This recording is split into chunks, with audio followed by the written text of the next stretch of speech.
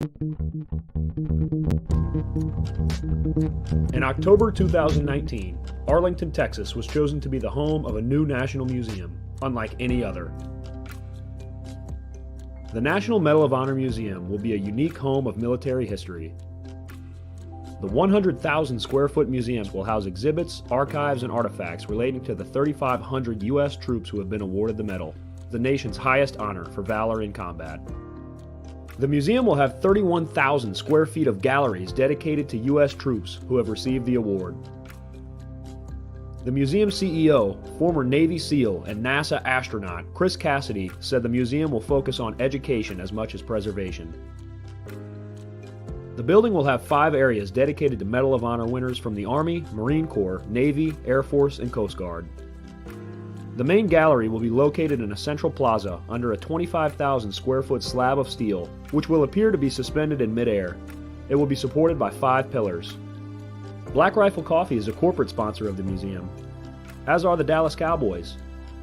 The museum's board also includes over a dozen major corporations and 6 Medal of Honor recipients, including David Bellavia, Patrick Brady, and Britt Slabinski. Army Staff Sergeant Bellavia was awarded the medal for clearing an entire house by himself on November 10, 2004, as a squad leader in support of Operation Phantom Fury in Fallujah, Iraq. He killed 4 enemy fighters and wounded a 5th in close quarters battle. Army Major General Brady flew and coordinated the evacuation of 51 seriously wounded men during a firefight in Vietnam in January 1968. Slabinski, a Navy SEAL chief and team leader, led a rescue team of SEALs during Operation Anaconda in Afghanistan in March 2002. Slabinski and his team flew to a mountaintop ambush site to rescue Petty Officer First Class Neil Roberts, who had fallen from the back of a helicopter. Slabinski led the team through almost constant combat against an entrenched Taliban force. Along with the board members, former presidents Jimmy Carter, Bill Clinton, George W. Bush, and Barack Obama serve as honorary directors. The museum is expected to open to the public in late 2024.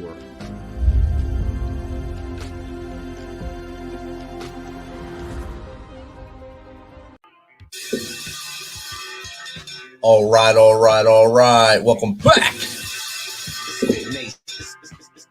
MisFitNation. We are a show founded by a veteran and hosted by 2 veterans and a military spouse. Our mission is to get people to tell their story to the world. If you're an author, share your tips with MisFitNation.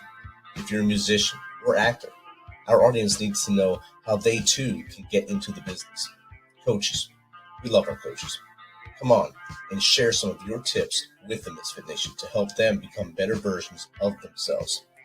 If you're a corporate leader or an entrepreneur, come on and share how you did it and how hard you have fought for success.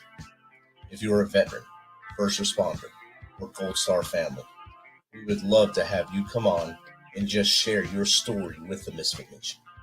We always have time for you. If you're feeling down, alone, or starting to see the darkness, stop. Think about those who are around you. You are not alone. You will be missed. If you feel like your problems will be a burden to those in your inner circle or are embarrassed, dial 988. If you are a veteran, take option 1. We need you to keep pushing forward. Don't make a permanent solution to a temporary problem. If you're a new listener, welcome to the MisFitNation. Be sure to subscribe to our show on your favorite podcast apps and also on our YouTube channel at @_MisFitNation. Subscribe and click the bell to keep you up to date with our latest episodes and all of our news. You can also find us on Heroes Media Group and About Face Radio. Now, let's get to the show. All right. Welcome back to the MisFitNation. This Thursday after dinner show is awesome. It's our last night on the road this year with the MisFitNation. We are just outside our nation's capital in Washington, D.C.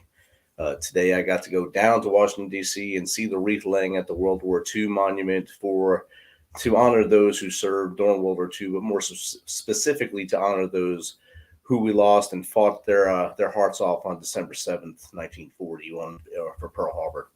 So today we remember those heroes and the greatest generation as they fought for the next 4 years after that to fight against the Axis and bring the Allies to victory.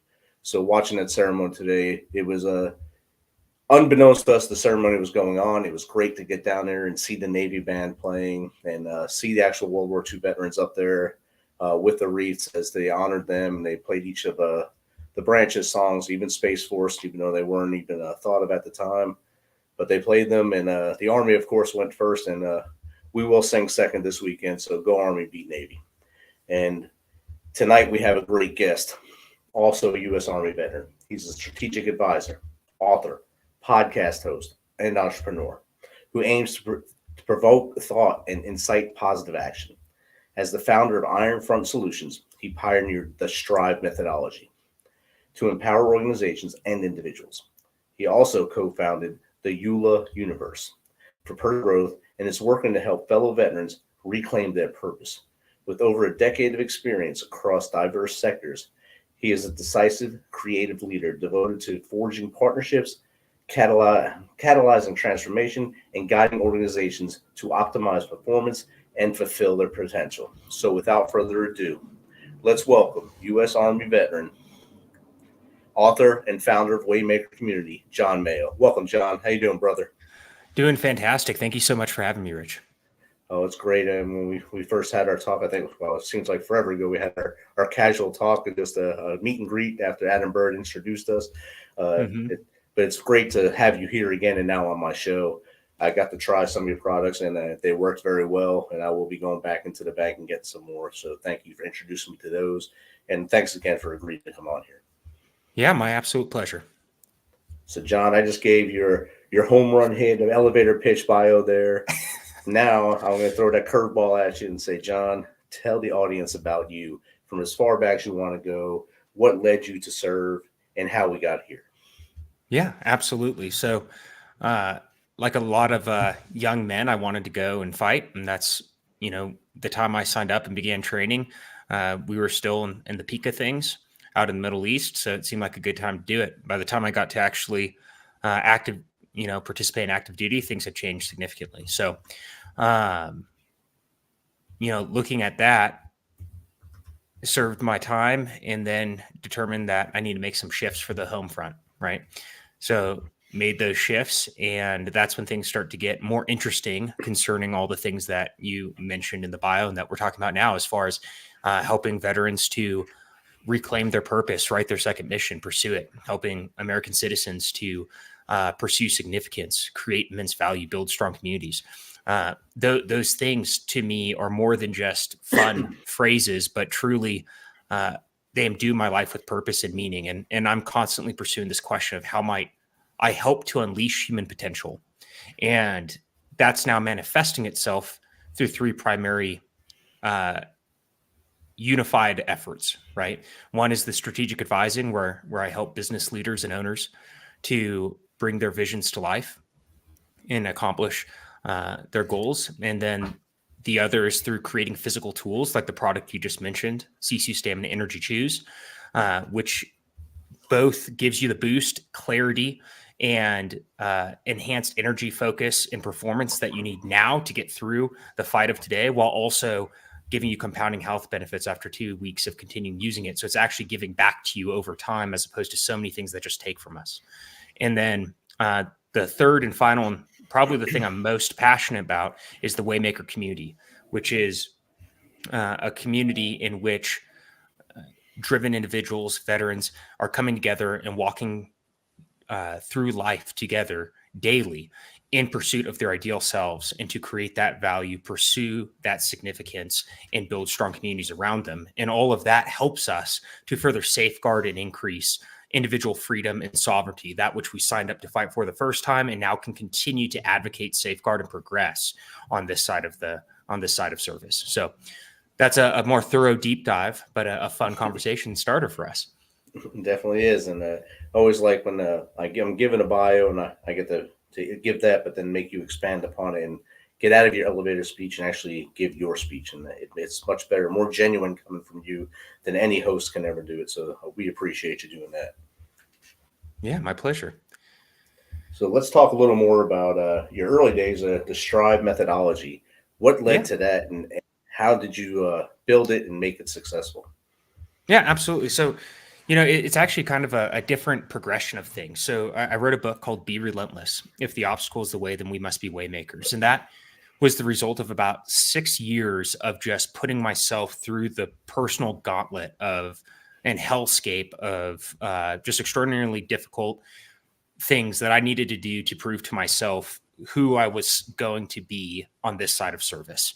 After navigating that, wrote that book, and the ULA universe, right? The universal learning approach, these things all feed into Strive. So just a little bit of context in answering the Strive methodology, but the universal learning approach is an actual learning approach that models how we, as human beings, more naturally, iteratively learn things. So if you think about a baby learning to walk and they stumble and they fall and they get up, they're at point A, they want to get to point B. They learn more intuitively through iteration. Well, that in its simplest form is what the universal learning approach is. And that approach works very well in self-actualization, becoming who you want to be, accomplishing goals, learning new skills. And it happens to also work very well when you're looking at organizational change, strategic transformation, cultural shifts, these types of things that I do in the strategic advisory side. But what's different is you can have a much simpler tool set for an individual who, say, does a personal contract, begins increasing their intentionality and discipline, and begins transforming themselves, which is advocated in the book, Be Relentless, my podcast, the community, and all these things. Well, you formalize that a bit and add a few more tools and structure to it, and you have something that organizations and teams can use. And that is what the Strive methodology is. It is as simple as I was able to make a process be to helping leaders activate their vision through decisive action. And it grounds, right, very simply, in where are we now? What's happening around us? What can bite us? Where do we want to go? What are the most critical steps we can take? And how do we continue to learn and adapt our pursuit as we continue to move forward? And that's where each letter of the Strive comes in from a high level. But it thankfully is highly effective and has worked across many sectors at this point. And it has also worked whether it's been a small $1 million mom and pop shop up to multiple hundreds of millions of dollar larger enterprises, which is fantastic. And it takes buy-in from a leader who wants to make positive change and impact and is willing to put in the work and lead their team accordingly. Outstanding. And the audience, I'm guessing, understands because they're not asking questions yet. So that's good. You were able to keep it simple enough so they can understand it and understand the value of it. So that's a great way to launch that was your first part of your business, correct? No, it's actually the latest part. The latest portion, okay. Yep. So I worked on as an organic leader. So joined teams as a senior leader, and I would do 10 to 18 month turnarounds, right? Either performance based, cultural based, or there would be an aggressive goal where things were okay, but they really wanted to do a hyper focused shift. So I'd go in and I'd do that. And while I was doing that professionally, I was working on the individual philosophy work and the community work. And then when I left, that's when I formalized that process that I've applied over the last decade and borrowed brilliance from a bunch of other really intelligent folks and distilled that into the Strive methodology. And that's what I'm employing now and making available to folks so that they can self-deploy it as well. But that is the high level operating framework methodology that I think about and think through when I'm working with folks to help them succeed. Awesome. Thanks for clarifying that. Yeah, I had it written down in the wrong order. That's why. So. No, it's totally fine. Okay. Then we talked about the WayMaker community, and when we talked to each other the first time, I think that's something the audience would love to hear about is the WayMaker approach and the community that you're building with that. Yes, absolutely. So the WayMaker idea comes from the book. There's an old Stoic thought. If the obstacle is the way, right? And that's this thought born from Stoicism. And I extrapolated upon that thinking, okay, if the obstacle is the way, then we need to be WayMakers, right? We need to be people who embrace that obstacle and transform it into opportunity. And if we do that, we can create something truly wonderful with our lives and with the world around us. Well, the WayMaker community is a community of people who aren't done, right? They want to have a fulfilling life. They want to be better than they were yesterday. They want to have something to look forward to, and they want to safeguard and continue to perpetuate positive change in the world instead of accepting any potential narratives of negativity or destruction, right? There is good, there is bad, and this is a place where you can take decisive daily action towards creating the good and pushing out the bad, right? So with that, it's hosted in a platform called Discord. You can learn about it on jonmayo.com. There's links to it there under community. And there's an open source element of it that anyone can join. And there I've given the book away for as cheaply as I can. There's podcasts with different community members diving into what it's about. But any resource that someone wants to take these ideas and apply it to their own life, they're able to. And I've made that available with as low or no barrier to entry as possible. And then if you want to do more with us, there's two opportunities to do that. You can join our closed community and see how folks within Forges, which are small group cohorts of 5 to 9 men that go through daily life together in pursuit of these goals, are located. And then there's the upper tier where you're part of that closed community, but you also get to join one of those small groups, those Forge cohorts. And they're called Forges because when you have intense heat and pressure, it creates something of value. And that value that we're working to create is to transform folks into WayMakers, right? And what's really beautiful about it is those who've done a lot of that hard work, right? They've redefined their they've defined their second mission or what significance and purpose they want to pursue with their life. They can help pay that forward and help others on that journey in this community, as well as those who are ready to get after it, right? They can join and get after it. And that concocting, that mosaic, if you will, that mixing pot is where we're seeing an immense amount of value and impact occur. Outstanding. And on the website, you have an awesome African proverb on there. If you want to go fast, go alone. If you want to go far, go together. And I think that'll resonate with anyone in the military first responder community, which is the majority of our listeners. And we have things we say for everything in the military, like slow is smooth is fast. Mm-hmm. But I think that one there really resonates with those who want to build their themselves or build their business. Either way, you can use it in both. That proverb right there to make yourself into a successful entity as you move forward. Yeah, absolutely. And, one of the things that really struck me exiting the service is the first 6 months was just crazy. You're getting out, everything's changing, you're working to feed your family. But then that starts to calm down. You realize that you have things are handled, you're moving forward, and the dust begins to settle. And that's when I started to really feel the loss of camaraderie, right?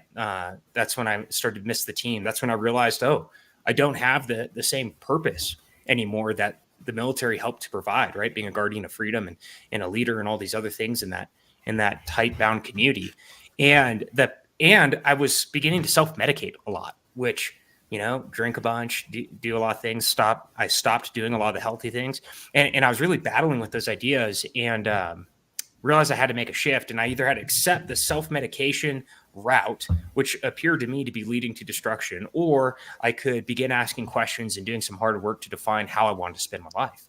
And the result of that years later, walking through isolation, all these things, was the creation of this community where it's like, hey, let's lower the barrier to entry on that process. Let's shorten the learning curve upon exit so that we can define and pursue that significance, recreate that purpose, have that camaraderie again, and in a way that is sustainable and can continue with us over the years as we continue forward into our lives and, creating that value in our communities.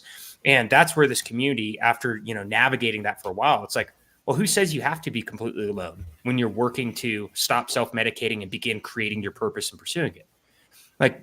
Typically friend groups and things like that change, but I reject the premise that you have to go through complete isolation in that. And that's where the Forges, specifically the small groups, are so valuable, because it's like, all right, I want to pursue significance and create something good with my life. I want to be proud of who I am and who I'm becoming. Well, you may have to change friend groups. Things may change as you evolve, but this presents an opportunity of people who are evolving with you. And it presents an opportunity where people are choosing to be there, right? It's a fellowship of free men, and you get to forge forward together as opposed to being alone. And at least what I've found is there's a lot of value that can come from solitude, but the bottle screams a lot louder to me also if there's too much of it. And there's some form of balance between embracing solitude so that there's opportunity to meditate, think, and refine action, and then just being alone and miserable. And this works to provide that community for the ups and downs of life as we continue to forge forward. Outstanding. And one of the questions in the chat was, what was your aha moment to come up with the WayMaker community? So or was there an aha moment, I guess would be a better way to word. There was, right? So I believe in pursuing a more beautiful question, right? So this idea of like, can I find a question that's worth pursuing for my entire life? And the question I've found so far, and hopefully we'll find a better one, is how might I unleash human potential? And that question's driven a lot of things I've done as a father, as a husband, as a friend, as a professional. And with the community, I would be disingenuous if I said I started with that in mind. I wanted to have impact outside of my home, but I didn't know how a few years back. So I really focused on working on fixing myself and then allowing that to bleed outward in concentric circles, right? To my family, to my friends, to my community. And then after a few years of that, and this is where the community idea came in, I had done an experiment in a company that failed horribly. I had created a chat called Giggles and Motivation, in which we'd share like ideas with one another, working to cultivate, right, a not too serious but fun, positive trajectory. And that experiment grew, like that group grew too much, and it reverted to the mean, right? It became a meme sharing page. It lost its value. I left it. About a year later, continuing to do what I call personal contracts and stuff in pursuit of these ideas. I was like, you know what? I have some really cool dudes I served with who I love, who are getting after it still. I want to talk to them more. I want to be in community with them more. What if I created this community where we have some parameters where you have to contribute every day and things like that? And we could see if that would work. You know, that was a year ago.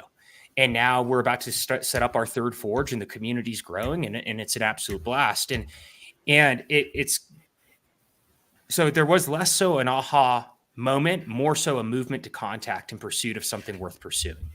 And we're continuing to do that. You know, I have a great team now that's helping me develop the community and facilitate and steward these groups, these forges. And, you know, we're continuing to move forward, and it keeps getting better with time. And that's the thing that blows my mind, because it's improving every day, and more people are being interested in it. And, you know, we get to start the third cohort now, and soon it'll be the 5th and then the 10th and so on. So what really excites me about it is the impact that it can have, because the cohorts are about 60 to 70% veteran based, the forges specifically. And universally, every veteran that's in a cohort thus far has said that this has reinstilled that team element, that camaraderie that they've been starving for, not finding in many other places, right? You get tastes of it if you do combat sports, you get tastes of it depending on these different things, and you can absolutely create it in other ways for yourself. But they found that despite the diversity in each group in these cohorts, and that has created a significant positive effect for them individually and for us communally. So hopefully that answers the question in a satisfying manner, but less of an aha, more of a movement to contact, and we're going to keep going. Keep pushing through the X. That's what you got to do right there. And I think you're doing that well. As you said, it's growing as it's moving forward. As it's aging well. It's like a fine line right now as it's growing and aging well. So that's a testimony to what you're doing and how it is actually working with the good and not like giggles and motivation. So that just made me laugh when you said it. So, oh yeah, one of the things I try to ground myself in is not being too serious, because it's easy to get really somber. But you know, injecting some humor into life is beautiful. Definitely, and I was with a group of seven veterans today. 6 of us crusty old guys and 1 younger veteran as we went to Washington D.C. and we were sitting on a train and we were just laughing at anything, and people around us can see that we were different than they were, and we were just having a good time. None of us, only a couple of us actually served together, but it was like a brotherhood that just came together, and we were just laughing at the stupidest things and having fun the whole hour-long train ride down to the city and the whole train ride back. And it just helps you feel a lot better during the day. Absolutely. And all the more when you seek it and cultivate it, it becomes easier to laugh, right? So there you go. And I think they said it takes less muscles to laugh than it does to frown. So just laugh more. So yeah, truly. Absolutely. It'll help you grow, I guess. Let's talk about your the chews, the Sisu chews, and how you came up with the concept and how that's going now. Absolutely. So that actually started this whole entrepreneurial bent. One of my partner, his name's Kirk Van Everen, him and I served together, and we had something called a go bag, right? And that go bag was just, in this case, it was just an ungodly amount of stimulants, nicotine, caffeine, in 100 different variations. There's a gallon Ziploc bag, and we just were stimmed up enough that had you taken our blood and given it to another large mammal, it would have probably killed it. But that's how we got through operations, right? Right. And when I was out, I left service, he was still in. And I was like, man, it would be cool if we could create something that is better than, a gram of caffeine and a crud ton of nicotine and stuff every day to get through ops. What if we could create something that gave us the pump, but also that we needed, but also helped us long-term with health instead of taking off the back end? And that question actually led us, we were thinking about energy drink, we were thinking about these different things, and it led us to developing Sisu Stamina. And Sisu Stamina is an energy chew, and you can tell it's designed by someone who served, or at least I like to think so, because it is precisely what I wish I had, both in how it's delivered and the effects that it gives. So you get, we have these things called Go Packs, which are small metal cylinders that hold 6 servings. They're watertight. They're mostly crush proof. Don't, run it over with a Humvee or something on asphalt. But yeah, I mean, you can give it a try. I'd be curious to see what it looks like. But they're awesome, and they're small, right? So it slips into just about any compartment, and you can take it into anywhere with you.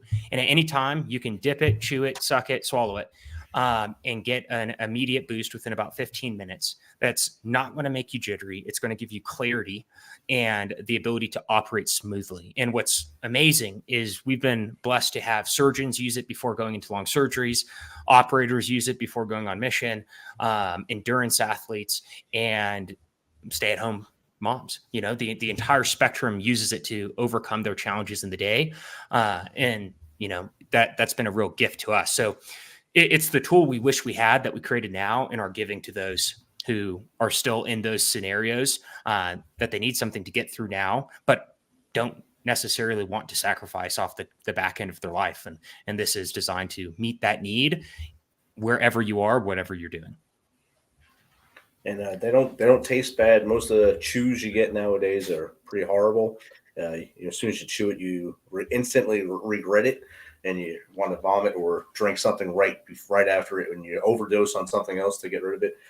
These, I tried it just as prescribed, and it worked well. And I recommend them to others. Well, thank you. Yeah, that was 2 years of sacrifice. We had to fire the first 2 labs and manufacturers we're working with. It was a lot to get to that Flintstone-esque tenacious tangerine.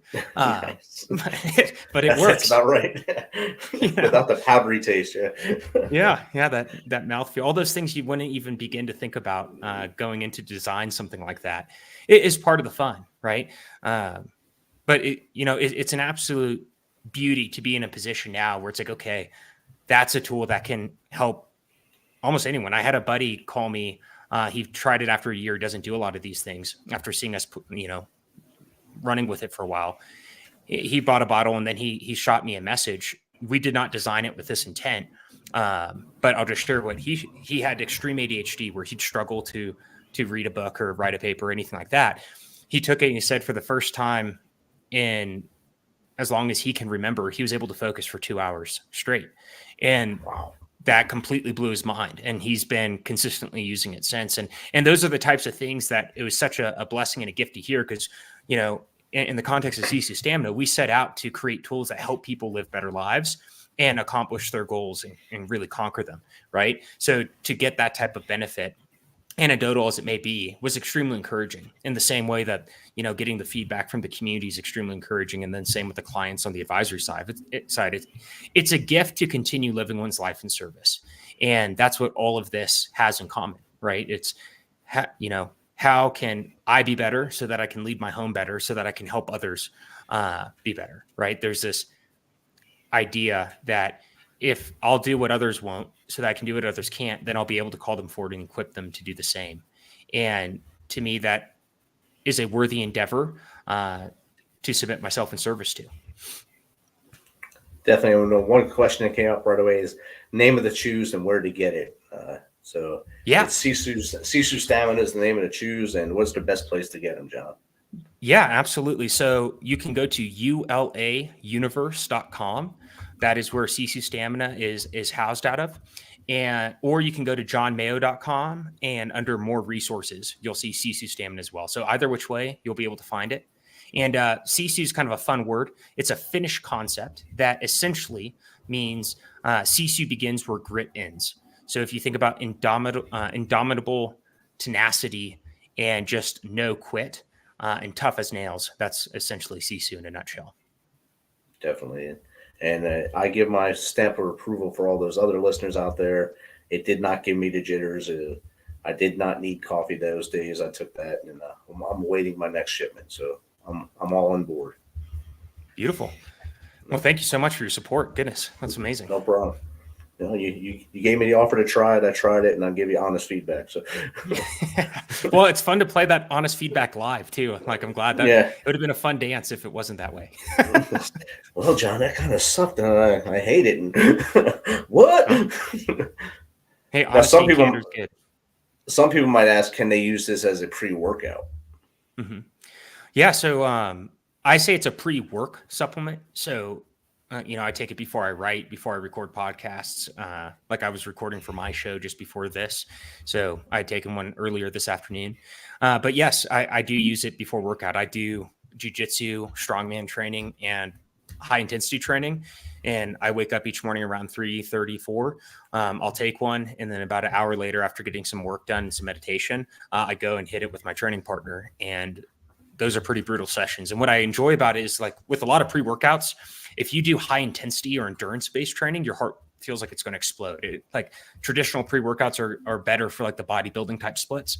I have an ultra marathoner in our community who uses this on his 100-milers and stuff. And so the ability to be able to go and fight, do high intensity training, do compound heavy lifts, and not feel like your heart's going to explode and feel good and just zoned in is one of the benefits. So it's not going to give you that like burning face, crazy, insane, out of control feeling, but you're going to feel like a smooth operator ready to get after and kill and accomplish what you need to in the gym. So it does work for those of you who are pushing the weights and not too much into the high endurance stuff where you're taking whatever your favorite pre-workout is. Either you take it dry or in a drink. Just always be careful with those as well, and find the one that actually works for you, so your face isn't on fire. And if it is, make sure that you check the label and see what you're allergic to in there too.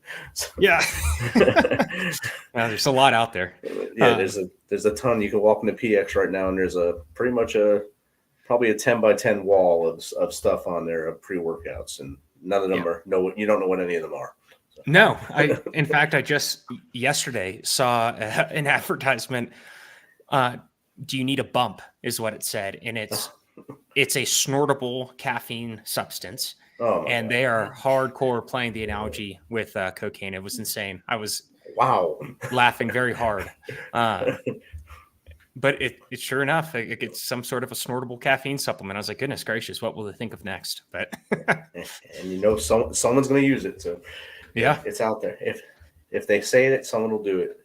So now I'll shift here. You have, I think, 3 books or 2 books and one in a way, or what's the process, or what's your next, I guess, item with writing? Yeah, absolutely. So I have, I've published the Be Relentless book, which we've talked about, the Strive methodology. I wrote a handbook for, and I'm going, and that's available for those who reach out and contact me. I'll send them that. And I'm working on formally publishing that, with all the prettiness and stuff that comes with that process. So that's in the works. And then I'm evaluating interest in expanding upon and writing on the universal learning approach as an actual learning concept. on the back end to both Be Relentless and Strive. So depending on interest there, I'll continue that. But otherwise, as I'm working on the Strive publication, I've been writing ferociously. So starting Monday, quite a few articles will begin to pump out of jonmayo.com. So people can subscribe and check that out for business leadership, strategy, personal development, and motivation. And that's been a lot of fun, and really thinking about what is the next worthy endeavor as far as a book would be concerned to continue that process. Awesome. And besides all the things we've already talked about that you do on a daily basis, you also have a podcast. Let's talk about your podcast and what your goal with the podcast is. The Jon Mayo podcast is the name of it. How often do you record, and how often do you release? Yes, absolutely. So blessed to be working with a gentleman named Brandon he's my podcast producer, and we've had a lot of fun. And then the Jon Mayo podcast is also part of the Hero Media Group. So those are two fun things. So shout out to Hero Media Group and Adam Bird. And with the podcast, we're working to continually evolve and enhance it. So right now you're going to see 2 episodes a week. The first is an extremely short form, sub 90-second episode, which is aimed at cultivating curiosity. And that's done through essentially asking a thought-provoking question with a little bit of context to help get into your brain a bit and stop what you're doing and think for a moment. So once a week on Tuesdays, you're going to get that cultivating curiosity opportunity. And then there's a actionable insight that's released every Thursday. And, that's all aimed at all the topics that we've discussed so far.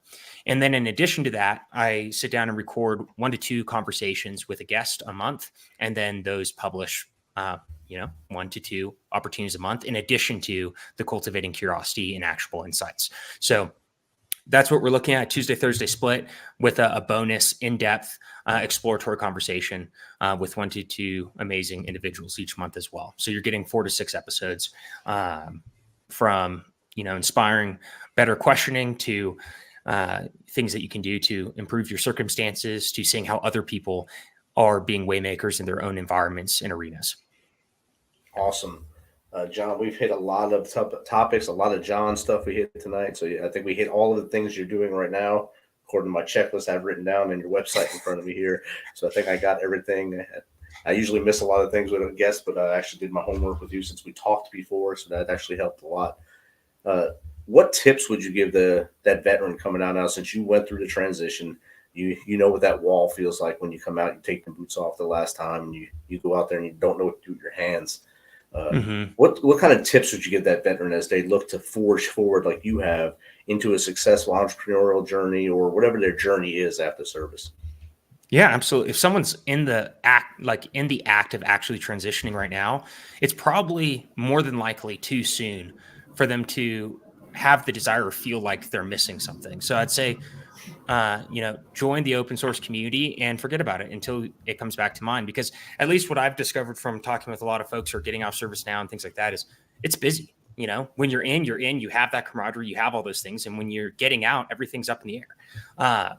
But then 6 months goes by, and then you start to have the dust settle and everything else happens. And that's when the opportunity really comes up to, press into the community and do a lot more. But let's say that's not your bent. And what can you do? The one thing I'd propose that anyone do, and I strongly advocate, is ask questions a lot. Because the more questions that you ask, the more intentional you'll be. And the more intentional you are, the better chance you will not go down the default cycle, and you'll better avoid the self-medication and the hopelessness that can come without that intentionality and those questioning. And if you ask a bunch of questions, you'll end up likely creating the life you want one way or another. So I would encourage them to ask questions and not accept the feelings of isolation or aloneness, or is this what it's like out here, as what it is, because it's only going to be isolating or lonely or purposeless if you let it be. So ask questions, pursue what it could be. And if you want to do it with us in community, then, we've talked thoroughly about that. I like to take a pause, which you're right. You don't really miss it until it's probably like you said, 6 months in or so. Some people, it takes a little longer. Some people miss it immediately because they regret the decision to get out if they get out too soon. But that sense of purpose, that sense of community really is needed in most veterans. And that's why I would lose so many, because they lose that feeling of camaraderie, that feeling of purpose. And I think the Waymaker community is a great way to get them going again. And I think as you grow, more will grow into that as well. Mm-hmm. And, one of the things, our first purpose, on the veteran side, our initial mission was given to us, right? We raised our hand, we swore our oath, and we served. And so we had our mission, we had our purpose, we had our team. When you get out, the script changes. Now it's up to us to write that. Now it's up to us to determine how we're going to continue serving and in what capacity and with who. And that can be very daunting, especially when the realization of how far gone that initial community is. How in the world do you create that is a worthy question. And that's why I've worked to either make it freely available for people to do on their own or join us in doing it, right? Because my goal is that we do it, period. Whether it's together or not, that's up to you. But the resources are there. So there's the Forge Handbook, which will outline how you can build this cohort without us and how you can do this in your own circles, in a small town or whatever, and not be technologically attached to anyone else. And that's because the mission is first, and that we need to create value and build strong communities so that we can safeguard freedom and continue to do so that our children can experience the joys and opportunities born of freedom that that maybe we've not specifically taken for granted, but that our society appears to be taking for granted. And, I don't want my sons to lose the opportunity nor their peers. And that's one of the benefits of this as well, is every positive action we're taking is further perpetuating the opportunity for freedom and liberty for my children and our grandchildren as well. So it's fun because there's such a large and long through line in this work, right? It's so much bigger than yourself. And at the beginning, there's the advertisement for the suicide. Think of those around you. It's like, yeah, do think of those around you and what you can have as well, and press in. So. You spoke of Adam Bird. You brought him into fruition. He jumped on to two great Americans. Thanks, Adam, for jumping on and hanging out with two Heroes Media Group's rock stars here. So thank you. Yeah, thanks, brother. That's fine. John, where's a good place for people to get in contact with you if they want to chat with you like we did tonight, or maybe pick your brain if they have a chance to? Yeah, absolutely. The best place would be jonmayo.com with no H. So JONMAYO.com. And if they want to grab a virtual coffee with me, they can there. Otherwise, I've worked to, as simply as possible, make everything we've talked about available to help people lead better lives, right? It's as simple as that. But simple is not always easy. And that's why all this is being worked on. So exactly. And that website is going across the bottom of the screen. And when this comes into full publication, that will be in the show notes, so you can reach out and touch him and be able to talk to John whenever he has a chance to get you on the schedule. John, again, thank you for taking some of your time this Thursday evening and hanging out with us. I hope you have a great weekend, great Christmas, and don't forget, go Army, beat Navy. Yeah, absolutely. Thank you so much. All right, brother. Have a good night. Yeah, you too. Take care. This message is from the U.S. Department of Veterans Affairs. Did you serve in the military? If so, you can obtain a free lifetime pass to more than 2,000 federal recreation sites. These sites are located across more than 400 million acres of public lands, including national parks, wildlife refuges, and forests. The lands host activities to fit any lifestyle: hiking, biking, fishing, camping, and much more. Gold Star families are also eligible for these free lifetime passes. Plus, they cover entrance fees for a driver and all passengers in a car, or up to 3 additional adults at sites that charge per person. Obtaining one is easy. Just go to the National Park Service website, nps.gov, or the National Park Service app.